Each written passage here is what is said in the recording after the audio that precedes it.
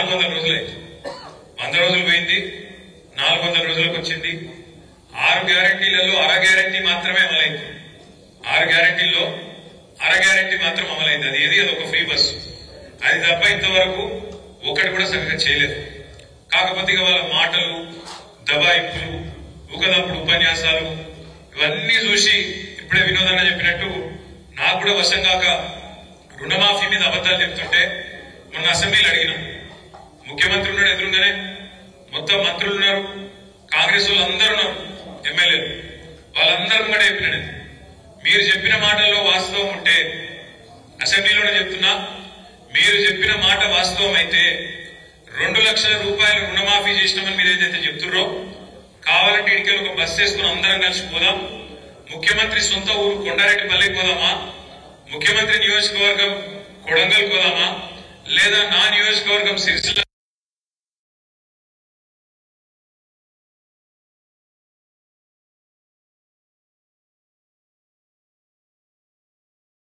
రాజీనామా చేసుకున్నారు, రాజకీయ సన్యాసం తీసుకుని అక్కడికి వెళ్ళడం మిగతా అని చెప్పారు.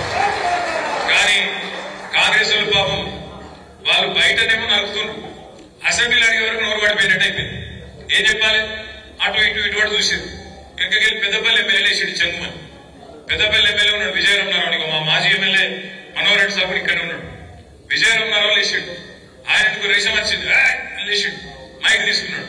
ఏం చెప్తాడా నేను అనుకుంటున్నాను, మీరు రాత్రి తప్పుంటే పెద్దపల్లికి మా దగ్గర 70% రుణమాఫీ అయింది అన్నాడు. నేను మీరు సిగ్గులేదురా పోయి, మీకు ముఖ్యమంత్రి 100% అంటాడు, ఎమ్మెల్యే 100 అంటాడు, బయట బ్యాంక్ కూడా చాలా అంటాడు, బయట మాత్రం 20% కాలేదు, సిగ్గు ఇచ్చేది లేదు మీకు, కనీసం అబద్దాలు చెప్పుకుంటున్నారని ట్రైనింగ్ తీసుకొని చిన్న మీరు బేకారు అని చెప్పండి. వాళ్ళ వాస్తవం ఏంటంటే వాళ్ళకు పరిపాలన సాధన అయితే లేదు, వాళ్ళకు నడపస్తలేదు, నడపరాక ముఖం బాగాలేక అద్దం పలుకున్నాడు ఎక్కడికోడు గట్ల. ఇప్పుడు ఏంది? నాకు నడప సాధన అయితే లేదు, ఏం చేయాలి మరి? నేను రాష్ట్రం పరిస్థితి బాగలేదు అని చెప్పాలి. రాష్ట్రం పరిస్థితి కాదు, నేను ఎత్తి బాగలేదు, నీ ఎత్తిలో కూర్చోలేదు. దానికి ఎవడేం చేస్తాడు? నీకు తెలివి లేక, శాతగాక, దద్దమ్మవయి అడ్డగోలు హామీలు ఇచ్చి, పనికిమాలిన హామీలు ఇచ్చి, 100 రోజుల డైలాగులు కొట్టి, అఫిడవిట్లను పోజులు కొట్టి, దేవుళ్ళ మీద ఒట్లు పెట్టి, ఏదో పీకుతామని ఏదో పెద్ద బిల్డప్ ఇచ్చి వచ్చినాం. వచ్చి ఇవాళ ఏమైతుంది? శాత అయితే లేదు, ఏం చేయాలో తెలుస్తలేదు. తెలియక ఇప్పుడు ఇంటికి వస్తుంటే ఇక్కడ చూసిన బయట కరెక్ట్ గా మన ఆఫీస్ ఎదురుగా టెంట్ వేసుకున్నాం. ఎవరు? సర్వశిక్ష అభియాన్ ఉద్యోగులందరూ టెంట్ వేసుకున్నారు. నేను అడిగితే వాళ్ళని, ఏందమ్మా ఏమైంది? ఏం లేదు సార్, ఈ రేవంత్ రెడ్డి సరిగ్గా నవంబర్ 23లో మా దగ్గరకు వచ్చిండు సార్. వచ్చి ఏం చెప్పిండు?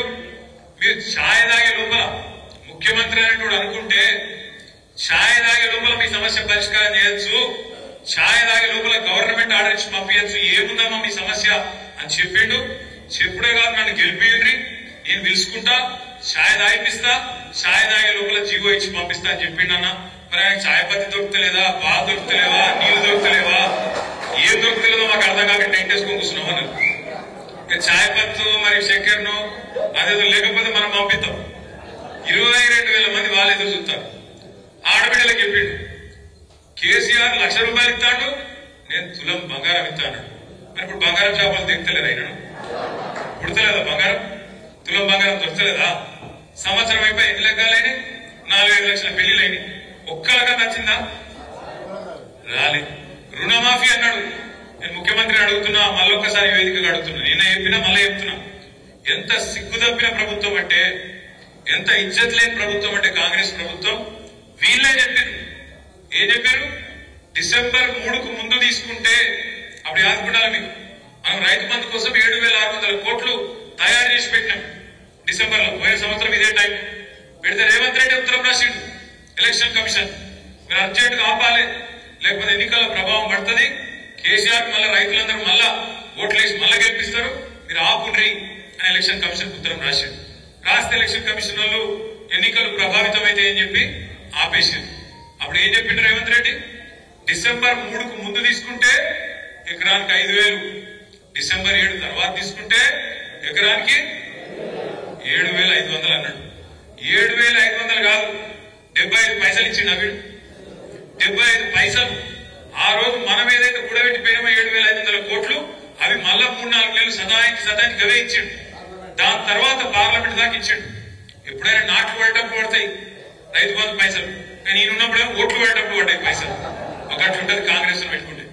అట్లా ఈ కాంగ్రెస్ ప్రభుత్వం వచ్చినాక రైతు భరోసా రూపాయి కూడా ఇయ్యలేదు. మనం దాచిపెట్టిపోయిన రైతు బంధు పైసలే ఒకసారి ఏడ్పించి 6 నెలలకు ఇచ్చిండు తప్ప ఈ సంవత్సరంలో ఒక్కటంటే ఒక్క పైసా కూడా రైతుకి ఇయ్యని ముఖ్యమంత్రి రేవంత్ రెడ్డి. అదొక్కటే కాదు, మీకు యాదుకుండాలి, ఏమన్నాడు ప్రతిపక్షంలో ఉన్నప్పుడు 3 పంటలకు ఇయ్యాలి, 3 పంటలకు.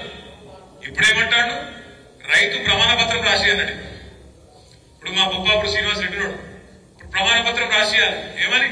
నేను సాగు చేస్తా, నేను ఖచ్చితంగా వ్యవసాయం చేస్తా అని రైతు ప్రమాణ పత్రం రాసి అధికారులకి అన్నాడు. కేసీఆర్ ఉన్నప్పుడు మీరు ఎక్కడికైనా దఫ్తర్ పోయినా రైతు దరఖాస్తు పెట్టినా రైతు బంధు కోసం ఎవరికైనా దండం పెట్టినావా? ఎక్కడ దండం పెట్టేది లేదు, దరఖాస్తు పెట్టేది లేదు. దఫ్తర్